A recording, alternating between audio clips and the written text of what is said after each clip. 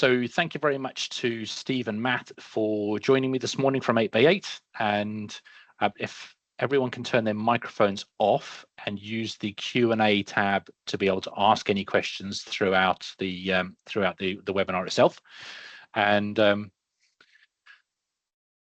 we'll move forward from there.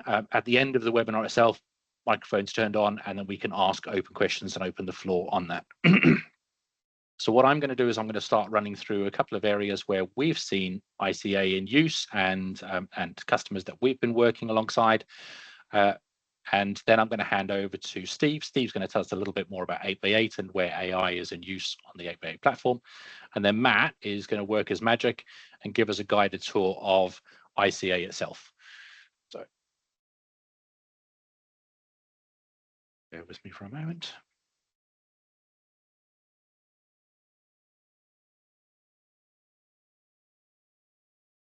Can I confirm that you can see my screen?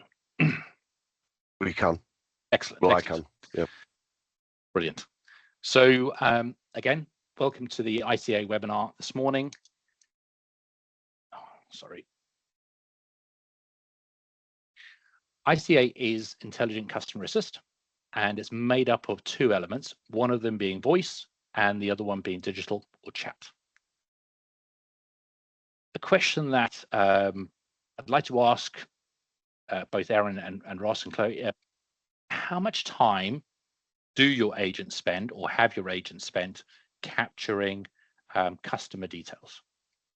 As well as how much time do your agents spend answering general questions, so FAQs that could be found online or which can create mundane calls throughout the day itself?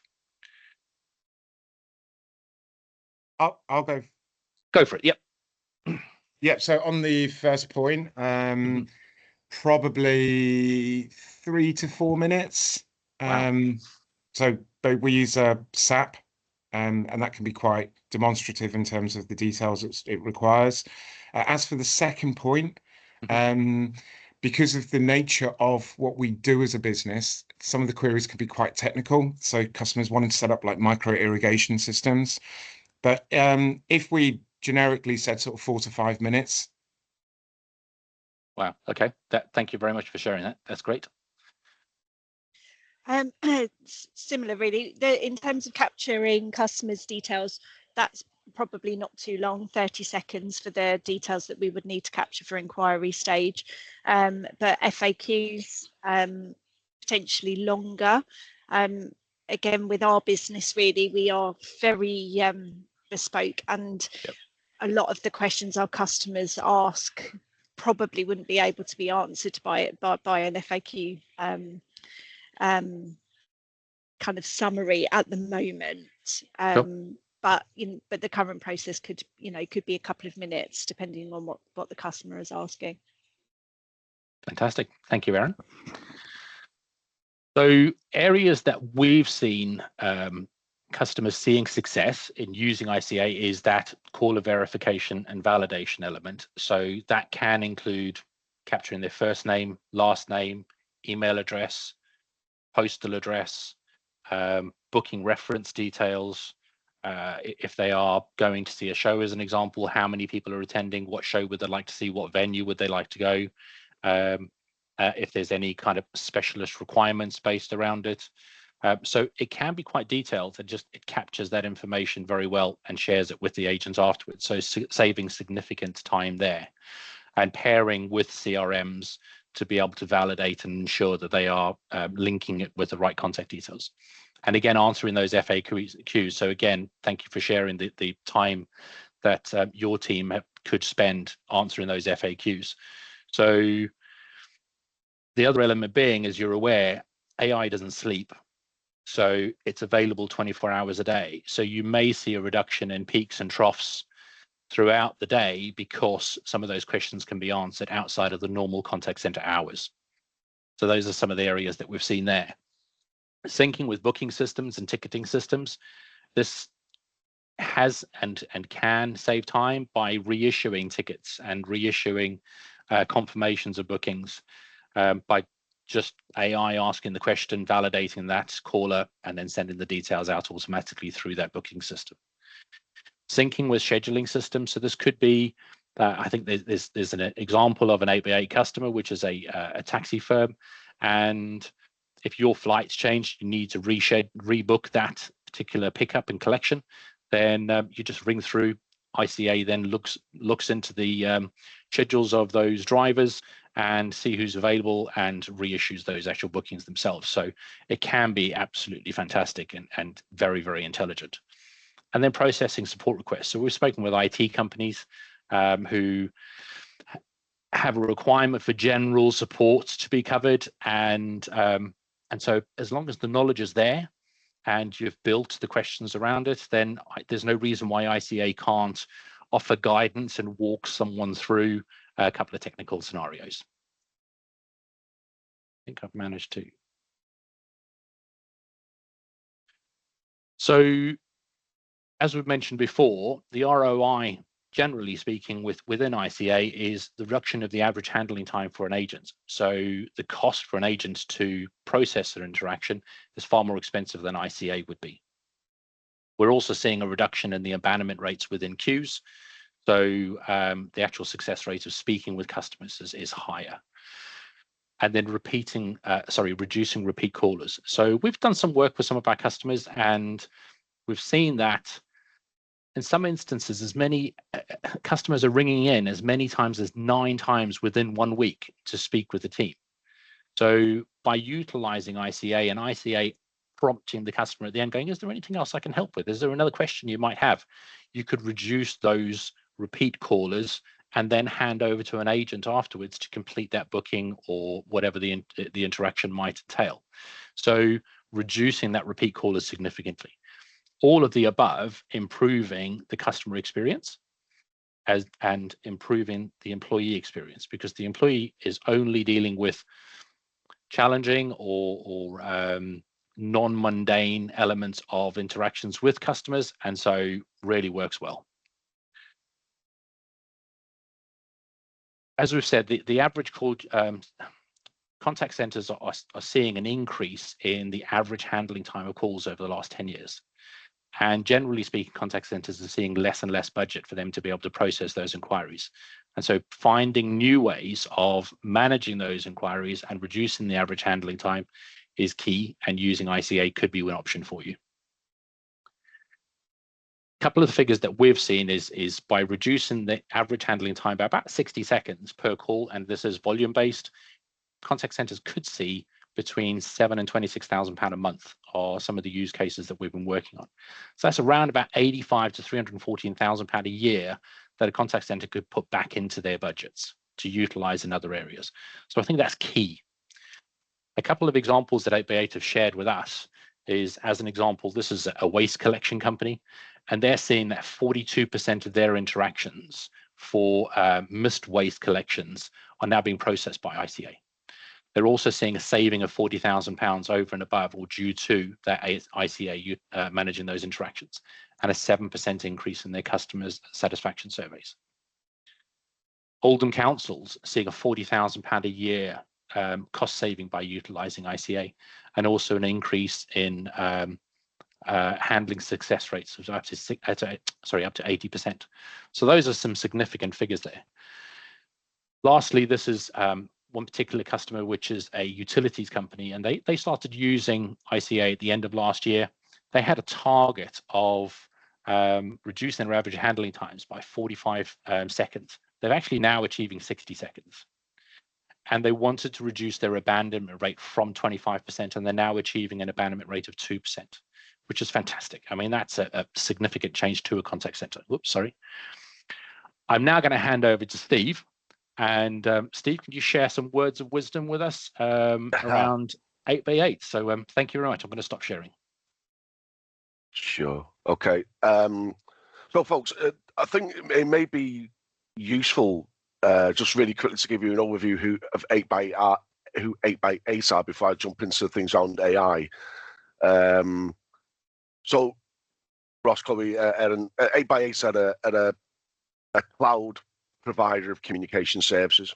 Okay, so what I mean by that is We can do everything from a simple telephone on a desk through to a full unified comms client.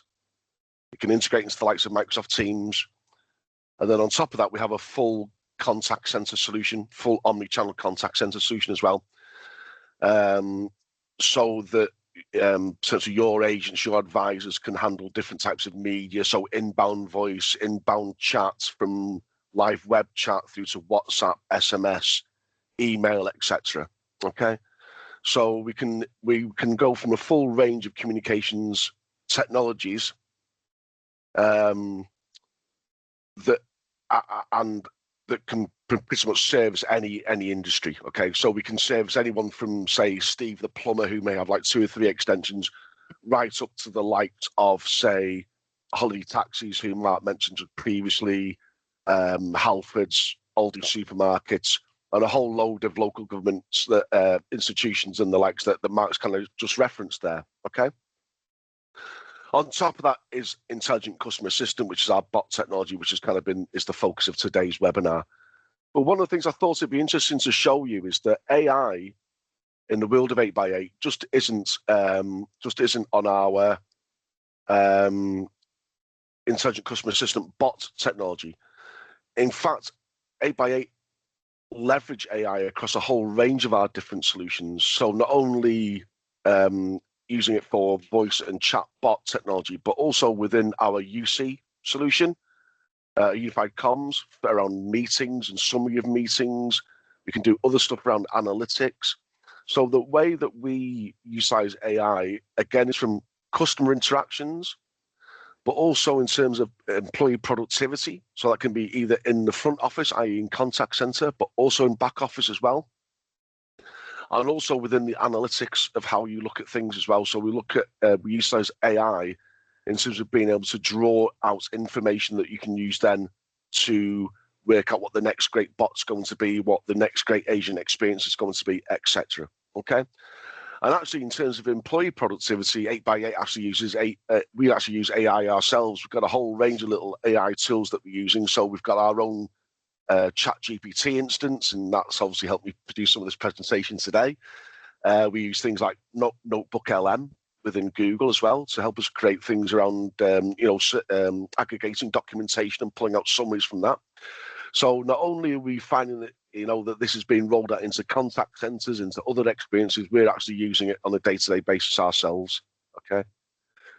So where are those things happening? So as we mentioned, the main focus of today's webinar is around ICA, Intelligent Customer Assistant. So that's our AI-driven chat and voice bot that can be both conversational and generative as well as we go through our journey with bot technology.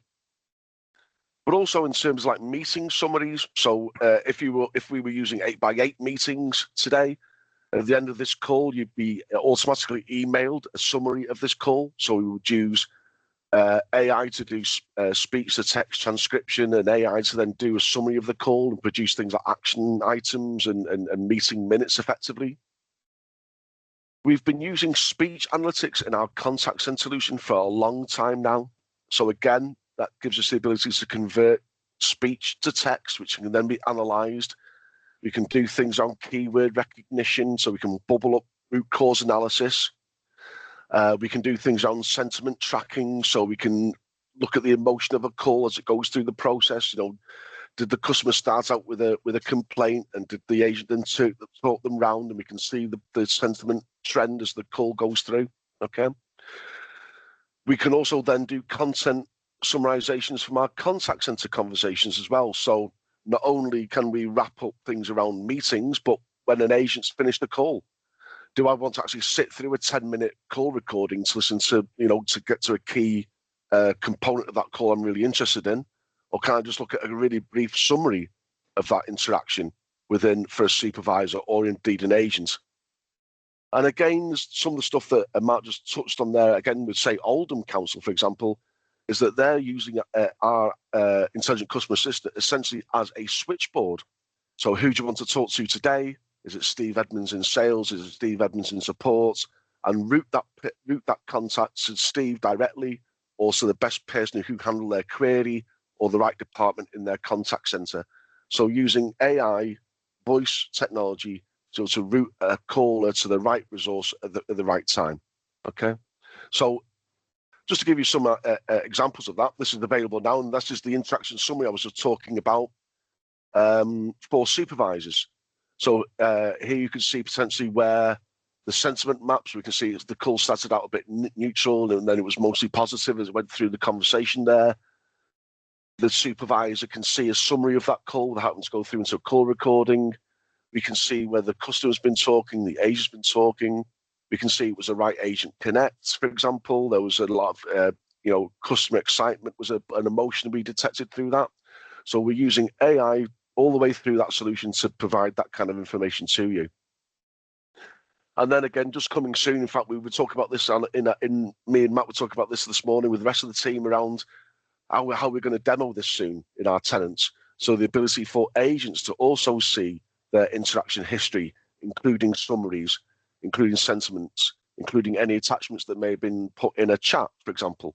So just to get that full end-to-end journey at your fingertips, including summary of that conversation without having to go into any CRM or any kind of other solution, all at an agent's fingertips.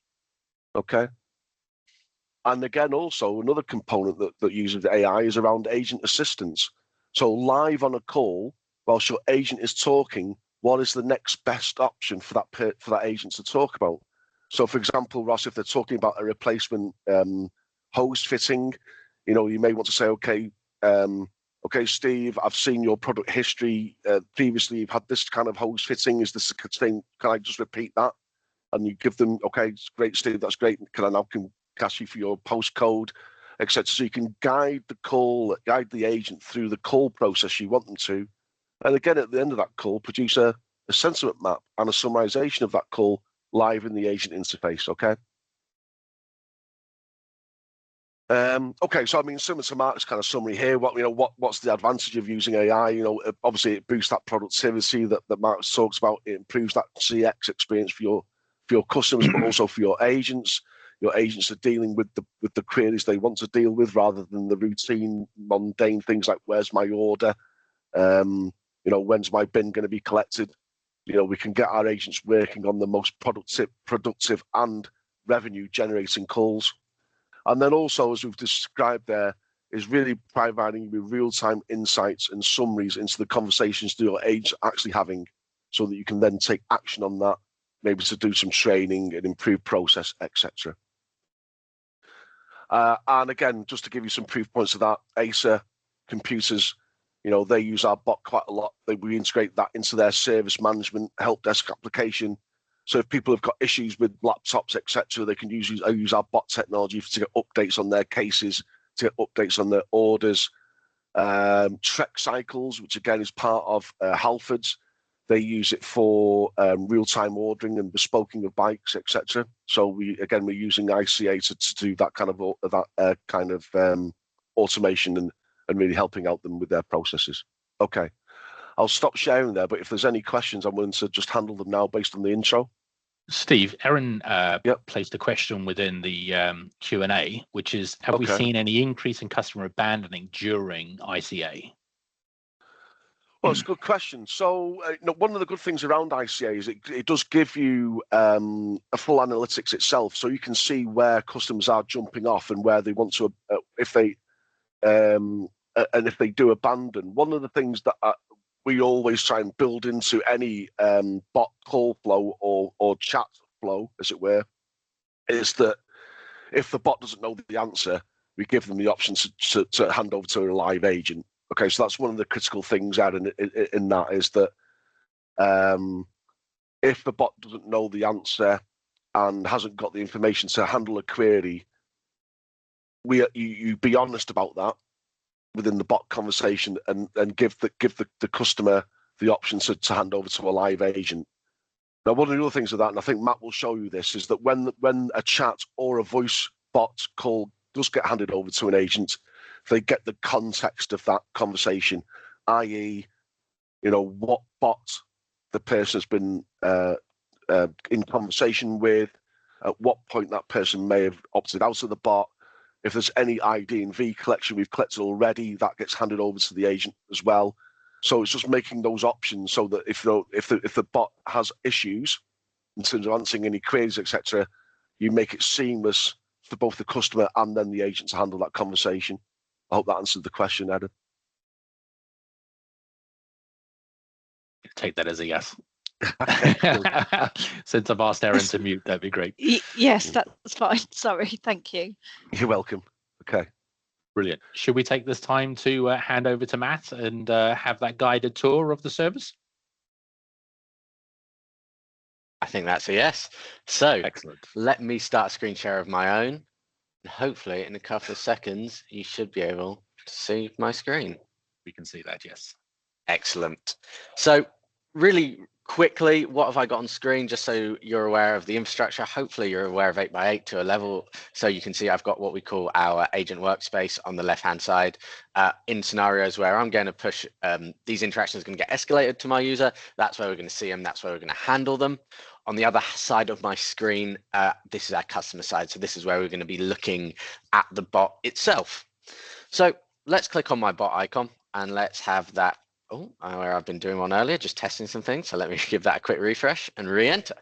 So I'm going to start off, and I'm actually, in this case, going to start off the interaction. But of course, we can have that bot start. Hi, how can I help you today? And as I do that, we're going to see that initiation. I can see that I can add imagery into that. Now, I've got some drop-down messaging in here. This is really just to make it easier for my users, anyone coming into my bot, to know what types of inquiries it's programmed to handle, whether it be something like an FAQ, where I can start diving into some more intelligence, looking at things like, hey, can we solve this inquiry before it even gets escalated to a person? Can we pull that information from your website? Do you have databases where we can really start to understand that context from and have that level of deflection increase as the bot's able to handle it? Something like book an appointment, where as before you'd have to go through to a person, they'd enter it in a CRM or a database of some description, and then allowing you to have that call back. Why not have that capacity to go through to the bot, where it can easily go in? I can pick my date range, so I want an appointment on Wednesday, and I'm going to have it at 11 a.m. And then with that functionality, sending it off to CRM. And in this case, it's actually saying, do I want an SMS reminder? So when we talk about the omnichannel elements of 8x8, as Steve talked about in his presentation, we're not just having that conversation and deflecting, we're also enabling other functions within the 8x8 ecosystem, like SMS, to do follow-ups. Hey, you booked so it could send me a message tomorrow, you booked an appointment at 11 a.m. Are you still okay to go ahead with that? Making sure that if we are engaging in these conversations, we're not wasting agent time, and we're continuing that ability to automate. Or if it be something, and I'm just going to refresh my bot there again for you guys, like, as we talked about, passing off to an agent with something like an IDMV, checking I am who I am before I'm in that conversation. So let's give my first name and last name here. Now it's going to ask for my date of birth, another level of IDMV. And as long as we've got this somewhere referenceable in the CRM like SAP or NetSuite or Zendesk or pretty much anything, and I'll talk to you about the different platforms that we can integrate into when I move into the design side of this, we're able to do that. So let's put in my birthday, 1996. And lastly, on my one, hi, Matt Whitehouse. Finally, can we have my account number? The last line for me to get through to someone. Please can I confirm that's right? Yes, I am Matt Whitehouse. Yes, that is my birthday. Yes, that is my account number. So I'm going to say yes. Again, we can make this a little bit more interactive with yes and no boxes on screen and icons, giving you that ability to design it how you think your customers are going to want to interact with. Going to do a little check. It's recognized that I've passed my IDMV. And then on my agent side, I can see it's going to pass that interaction off, passing me my name. And as I accept that, I can see the conversation that's already been had. What I can also see is if I scroll down a little bit, passing me through some key information, IDMV passed. It's giving me that as I connect with them, so I know that this is who I'm speaking to, and then I can just have that conversation. Pushing that information back, switching to a user icon, in this case, just a little icon of a person, but you can, of course, customize that to make it a bit more personal to your users. and you can have that conversation with them. Then once we're in this chat, using other elements that the 8x8 platform offers, whether that be something like knowledge base integrated into our chat so I can send through key information, whether that be escalating this into a call, into other channels, and really just using that bot as a way into the organization to make things slightly more efficient. I've saved a bit of time because I know I'm talking to the right person, or I know what they're wanting to talk about, and I can dive right in with those responses. Any questions around that from the room? Mark, I'll sort of lean on you for any questions in the chat? I suppose one of the scenarios that we've seen is all of that information being captured on the left-hand side being fed through to the CRM. So I take it all of that is transferable into, as you said, Zendesk, Salesforce, whatever it might be. SAP, yeah. All those CRM environments, pushing that on the triggers of that call ending. So giving me that context, should they call in again? Should they message in again? I know the history, I know what's going on with them. And again, speeding up those interactions and speeding up those processes. Yeah, now, brilliant. For people who aren't using digital, voice is still a very big channel out in the world. So giving those same principles across both SMS and voice through what we call an ICA voice bot. Something like this. Hello and welcome to 8x8 Voice. But please can I have your first and last name? Matt Whitehouse. Hello, Matt Whitehouse. Before passing you to an agent, can we have your account number? 9191.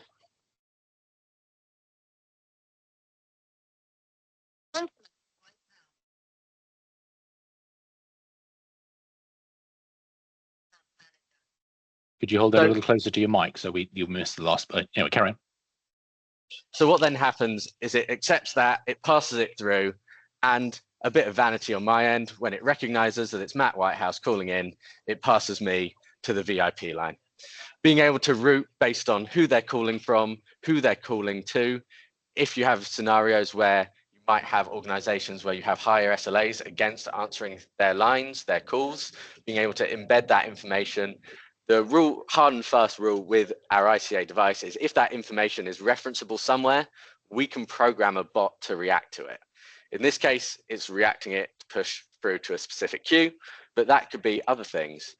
Do we need to take them for another step? Do we want to offer them an FAQ as we've spoken to them for, and we know the type of inquiry that they might want to do? And then once again, allowing me to enable in that conversation.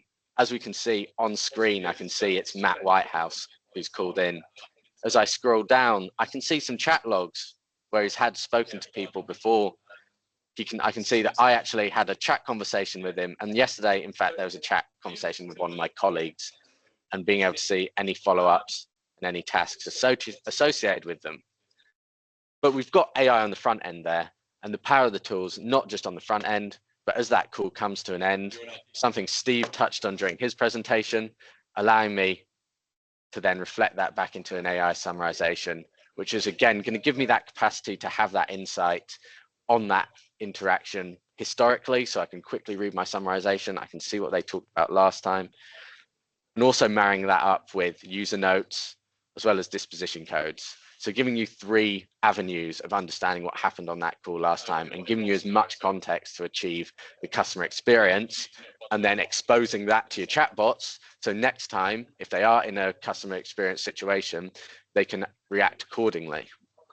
And when we build that type of information, sorry, again, before I move on a little bit here, I will stop again because I'm aware I can talk quite fast and get into it when I do. So Mark, is there anything in the chat?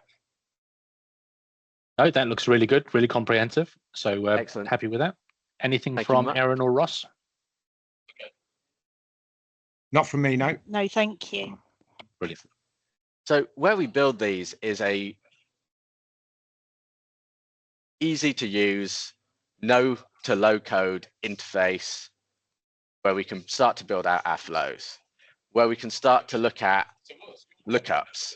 And look what lookups are effectively doing in this case is allowing us to use natural language to determine what types of conversations are going to happen, being able to do that manually or invite our friends in ChatGPT or your AI provider of choice to start looking at and writing out these conversations as well.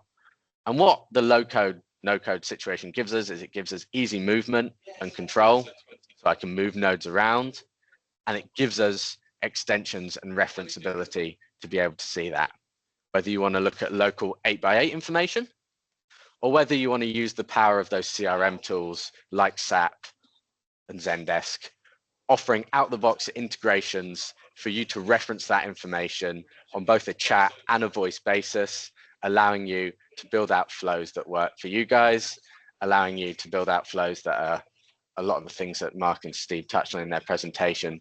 They're 24 hours. They're going to give you that ability to deflect those interactions, saving those 3 to 4 minutes that people are waiting to speak to someone, those 4 to 5 minutes that people are asking those inquiries, and diverting and relocating that resource to more critical elements that need that human element, all through building and understanding things like questions. As we touched on earlier, escalation, what's our threshold for that? Do we want a very sensitive threshold for certain queries? Well, if they're really not understanding it, probably want that to get into an environment where they're routing back to a user. Or do you want to make your chatbot a bit more hardy, a bit more aggressive in that nature of trying to get it to answer the question? All tailorable by yourselves and something you can change on the fly if you do want to start playing around with that. And there is an analytic engine that sits behind this that starts answering those questions. So just to tack on to what Steve was talking about earlier around the ability to a drop rate within it, the analytics is going to feed back that information for you. It's going to also start to bridge out and give you ideas of where you might want to expand your chatbot into, allowing you to see, you know, we've gone with 3 great use cases day one, best place to go. Do we want to extend that to 5, 7, 10? Well, let's look into the analytics and let's use that information and leverage that intelligence to build our chatbots in ways that we know our customer wants to use it. All in a low to no code environment. We're always at the end of these, if we need to, handing back to a human to handle it if they are getting lost, or if, you know, not every inquiry can be handled by a bot today. So let's make sure those pathways are there and we understand and we don't frustrate people with the new technologies. Matt, the knowledge pools, where are you seeing ICA is syncing with to actually access that information base? So that can be a number of things. That can be sort of scraping from your website. That can be CRM information. That can be as simple, if you really want it to, as broad as a Google search. You get to define the information that that bot's pulling from. I mean, what I do have here, and sometimes I demo and have stopped because it can get a little bit whimsical, is we can actually do a search article in Wikipedia. Probably not the best idea if you're trying to put your best foot forward for that corporate world, but really anywhere we can pull that information from, we theoretically can, just to give you that ability to have the best foot forward for assisting your customers. So they could be like knowledge articles or absolutely, yeah. Okay. Fantastic.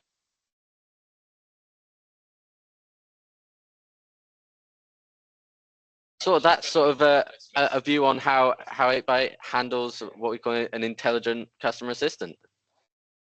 I think, Mark, I'll pass back to you if there's no questions from the room. Erin, any questions from yourself? No, not from me. Thank you. Brilliant. Ross, anything from your side? No, I think no questions. It all very seems in tune with the sort of the basic stuff we've got with Zendesk in terms of, I mean, I call them decision trees, but the flows. I think what's really good is it looks very tactile. Because certainly myself and Chloe, we mapped out all of our flows for our bots essentially, and the key thing that was really great for us was just how easy it was to use. So it looks very good. Brilliant. Chloe, anything from your side? Any kind of questions or anything you'd like to share? Chloe's just nipped out for a second. Oh, okay. In that case, yep. I suppose one of the questions that I have is, where would you start if you wanted to go on the journey of using AI to manage interactions? What are the key use cases that 8x8 have seen so far? Yeah. So, Matt, I think one of the things that we look at, or we talk to our customers about, is what are your high volume interactions that your agents are handling that are routine, not complex, and will make the biggest impact. So, for example, we've spoken about local government. Every local government handles loads of calls about missed bins. Okay, my bin's been missed. I can't remember my next bin collection, whether it's my black bin, whether it's my green bin, etc. So just taking that away with our recycling application, effectively that bin collection application, takes loads of calls off the agents and enables them to then focus on more productive things for their constituents. Okay. In retail, for example, where's my order? That's just absolutely non-revenue generating, but you get, especially for peak times in around Christmas or Valentine's or that. Where's when my flowers on the way? Is this present on the way? Just taking that off agents who can then go and sell some more stuff really helps. A, the customer experience, but B, then your revenue generating opportunity. So it's those low hanging fruit kind of applications or calls where there's going to be a high volume of them that are routine, where we can plug into a database somewhere and get the answers to those questions really quick. Yeah. Yep. Fantastic. And once you've started, and then like as Matt said, once you've got one bot in process, then you can just simply start. One call flow or one use case. You can then just simply add on to those. Okay, so once, for example, with, again, say holiday taxis, was people on the bot saying, is my taxi going to turn up? I'm at this hotel. Here's my booking reference number. To actually then booking new services for the bot then to itself be revenue generating rather than just a knowledge base, as it were. Yeah. Steve, am I right in saying that holiday taxis are saying about 80% of their interactions are now managed by ICA? Absolutely, yeah. I mean, I used it myself last time I was abroad, and I'd book through On the Beach or something like that, and they use holiday taxis as their kind of like transfer, their transfer agents. And yeah, I use it myself. Standing outside a sweaty hotel waiting for the taxi to arrive, and yeah, you start to panic, thinking you're not going to make your flight. But the bot worked first time. I put the booking reference number in. It's on its way. Yeah, absolutely. Yeah, it's a great use case. Fantastic. And just on that, Mark, as well. So I'll just quickly share my desktop again. I don't know whether you want to stop sharing, Matt. Yeah, I'll turn that off for you. Thank you. I mean, just in terms of those kind of like use cases we just spoke about, these are kind of like pre-built bots or ones that we can implement really quickly, Mark. So we've got this Ask It one, so that's like the frequently asked questions bot. So we've already got a design that we can build into that flow engine that Matt just showed you really quickly. We've got the bucket one that we just talked about, so booking appointments, etc. An example of the flow here. So again, that's there pre-built. We've got the capture it information. So again, this is around sort of like maybe some ID and V type information, or why are you ringing today kind of use case. We've got the confirm it, i.e. where's my order. Okay, ID and V, as Matt just showed you in the demo. Order it.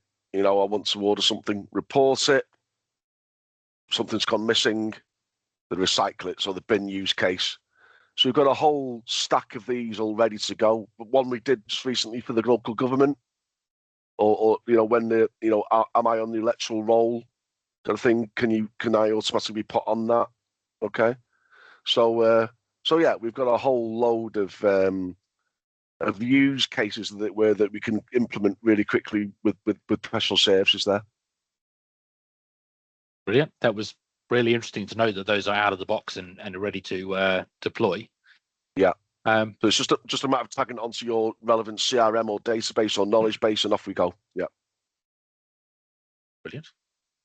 And you were saying that conversation topics that possibly haven't been managed by ICA, there's reporting tools to highlight those to supervisors, managers to say, here's a UK use case you should consider. Yeah, so absolutely. So I mean, there's two ways of thinking about ICA at the moment. There's kind of like, it's very much what we call conversational AI, where you build up the intents, and Matt showed you some of that. So you're building up kind of like the reasons why people may, or the questions that people may ask you on the bot. The bot will then surface up other questions that people are answering that you've not catered for within the flow, that you can then retrain. All you need to do is sort of say, incorporate these new intents or these new questions, press the build, and off it goes, and it builds it for you, essentially. So it kind of surfaces the new reasons why people may get in contact with you, or areas that the bot can cope with. Mm-hmm. There's also then kind of like the newer kind of like generative AI or agentic AI that we're seeing out there, where the essentially you build a persona for your bot, as it were. So you give it a name, you give it a style, you say, I'm Steve, I work in pre-sales and that kind of stuff, and I'm quite jolly scouser. And then you just kind of like build it out from there, and build out the parameters that bot will work in. So for example, you say Steve works in 8x8 sales. He can only answer questions about 8x8 sales. He can't give any kind of like competitive views or anything like that. And you essentially build a persona around that bot and give it the information, using, you create essentially your own language models and knowledge stores, and off you go, and it self-learns effectively.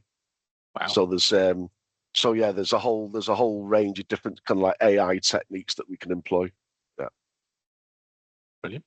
Thank you, Steve. Well, I think we need to kind of take that away and digest it, and think about scenarios. But before we end the webinar itself, Ross, anything from your side? No, to be quite honest with you, I've done obviously a bit of research before coming on the phone call. So yeah, there's some things certainly for me to think about, more so on the telephony side of things, if I'm being honest. Because I think just in terms of the bots themselves, in terms of, it's interesting Steve mentioned about intents, because we use that quite a bit at the moment. So essentially, I think what people forget is, even though AI has essentially made people more efficient and productive, it still needs to be managed. So even though you launch it, you need to be reviewing it on a daily basis. You need to be using whatever platform you've got, and understand where the development can be. And I think that's probably, from my point of view, my background before Hoselock was Sky and Citibank, and worked quite a few projects at Sky. Certainly is, I think, where a lot of businesses will go wrong is they'll introduce it, but they won't evolve it. Yeah.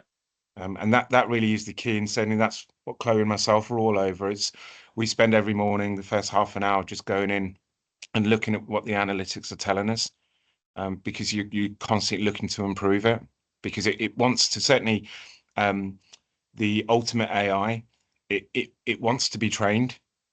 It wants to pick up as much traffic as it possibly can. And as I said, we're ultimately aiming for 80% within the next 18 months first time resolution. And so we're about 65 at the moment. But no, this has been very, very interesting. Again, like I mentioned at the start of the phone call, it's great to come on calls like this with like-minded people.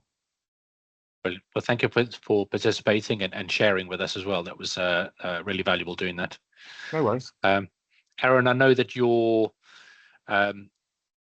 contact center and your business is very bespoke and very customer focused in building that relationship with customers, but I'm hoping that this morning was educational for yourself and helped.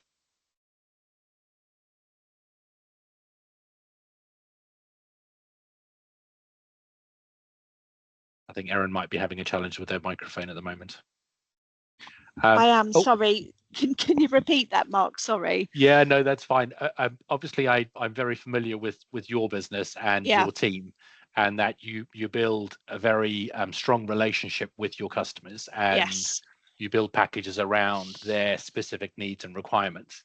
Yeah. So yes, potentially there could be an element of ICA within your organization, but I was just hoping that this morning taught you what is available in the marketplace and offers some food for thought. Yeah, definitely. And, you know, there are benefits that I can see with it, especially in getting the customer to the right place, because they don't currently do that. Even with the IVR options, no one ever listens to them. They just press 1 because it's the first one that comes through. So yeah, there potentially could be some scope with that.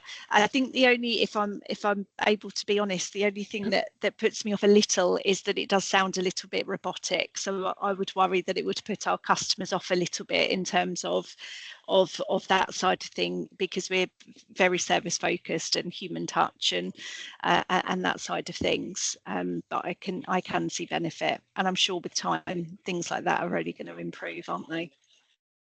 Steve, are there other voice options? Absolutely. I mean, and you can use effectively your own voice, as it were. You know, you can, if you have the time to do that. But yeah, I mean, again, with the I think one of my colleagues in the team created a bot where he used his daughter's voice to do the answering for this. I seem to remember. Yeah, it was a bit weird, but yeah, using the what's called the agentic AI that's coming down the line. Right. Effective, you build the persona and you give that persona a voice, and it can, you know, you can take some voice samples of your voice, Erin, and you'll be the bot. Yeah. So brilliant. Wonderful. Thank you. Excellent. Thank you for those questions, Erin. Thank you. Once again, thank you to Steve and Matt for joining me this morning and joining us this morning and giving us that tour of ICA. And yeah, look forward to the next webinar next month. Thank you very much, Thank you everybody. very much. Thank Thank you. you. Great Thank day. you, Ross. Thanks, Chloe. Cheers. Thank you, Erin. Bye.